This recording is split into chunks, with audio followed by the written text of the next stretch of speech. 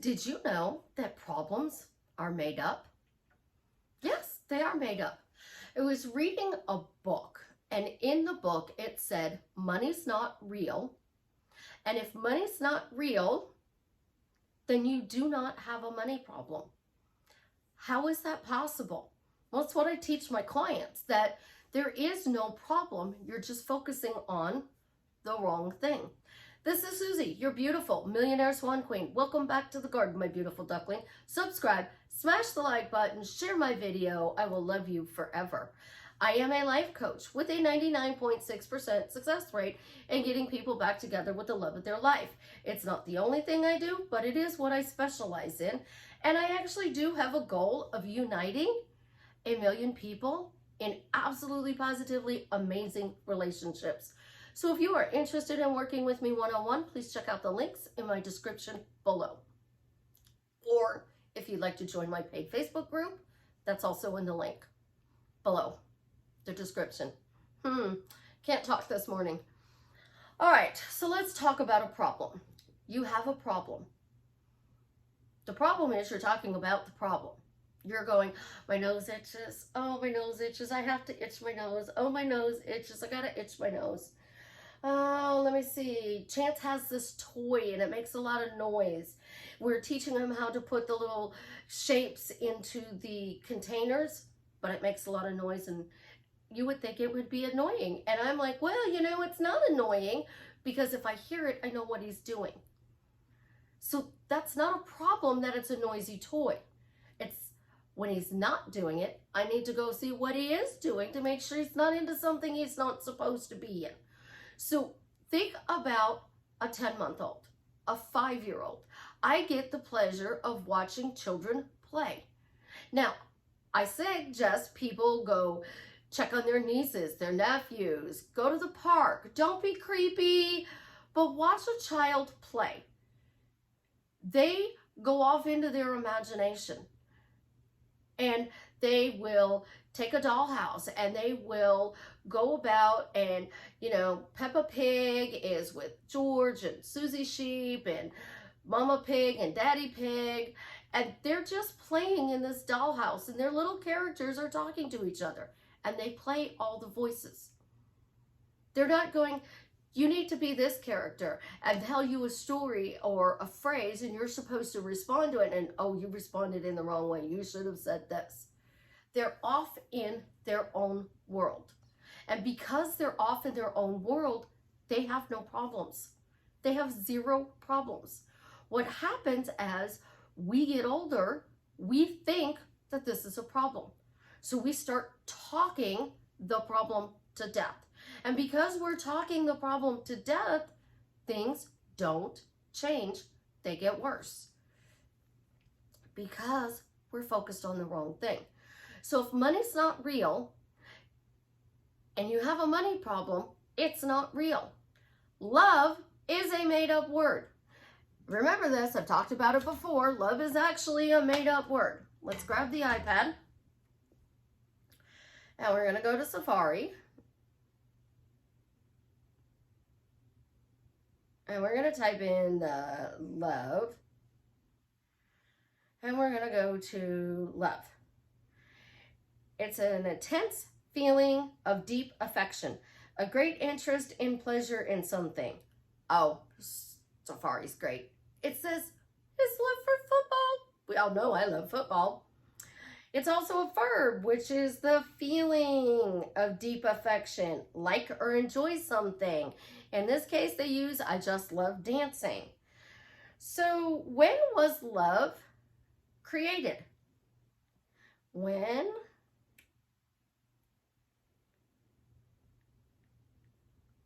it become a word.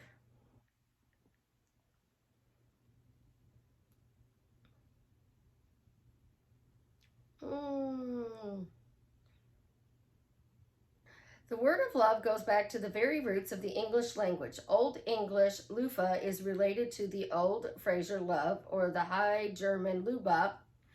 This is a concrete loft. That doesn't make sense. See, look, it's a word that goes back to something.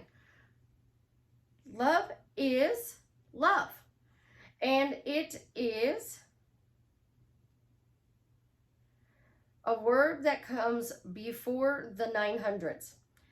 It's a noun from the Old English word, and the verb comes from the Old English word lufen. Both of these words are related to older words for love, such as the old friar love. So basically, love is a made-up word. So if you have a problem in love, you just heard me ramble about something that doesn't even exist. It's a word from another word from another word. So I don't have problems in love. I have a story that says I do. I created that I have a problem with something, and I talk it to death. So what are we talking to death? Love. What exactly does it mean to you? Think about this for a second. What does love mean to you? Because most people will go and they'll make a list and they'll be like, well, they're faithful, they're loyal, they're honest, they're trustworthy, they're present, they are supporting me, they are accepting me for who I am. Well, those are qualities. That's not a feeling. What is the feeling that makes you say, I love this person?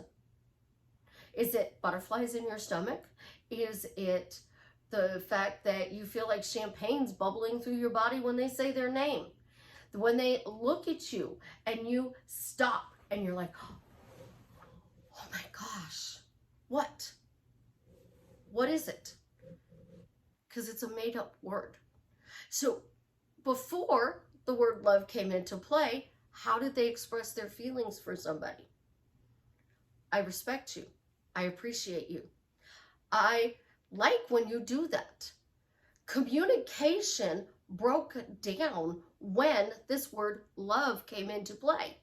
Because I love you means what? To me, I love you means that you are telling me everything that goes on in your life. Now, there are some things I don't want to know about what's going on in your life, but I love you means you're telling me what's going on in your life. And since you're telling me what's going on in your life, I feel that I'm important. And because I feel important, that represents love. So if you're saying they have to be faithful, you're basing your feeling of love on adult extracurricular activity and that they're only doing it with you. That doesn't make sense. So it's not a problem. It's something that you saw, you didn't like, and you focused on. When you talk about all these things that you want in your life, it's building upon building. So if you say, I have an amazing life. Oh my gosh, I'm living my dream life. Life is wonderful. I love my life. I have the greatest job in the world. I get to unite people in love. My guy calls me Cupid, but he says in reality, I teach you how to manipulate the universe to get what you want. But you're not really manipulating the universe. You're manipulating yourself to stop focusing on something you don't want and only focus on something you do want. So you focus on, I'm happily married to Jared. The word love's not even in there. If I were to tell Jared, I am so happy in this relationship, thank you for choosing me, he would be on cloud 9. He's not going to be upset or worried because I'm not saying the love word every 5 seconds. I'm telling him I'm happy in our relationship, which is what they used to do. You make me happy. You make me feel good. This relationship adds value to my life. Thank you for supporting me. Thank you for showing me how amazing a gentleman can be. Thank you for always having my back.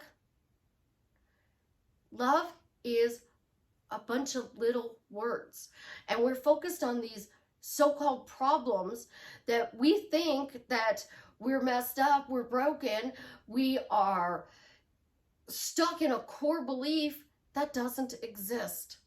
Problems don't exist.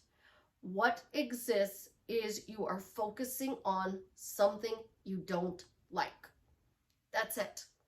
So when you stop telling the story that your person isn't showing up for you, money's not showing up for you, you're not getting the job you want, you're struggling, you have to stop telling this and you have to replace it with something else.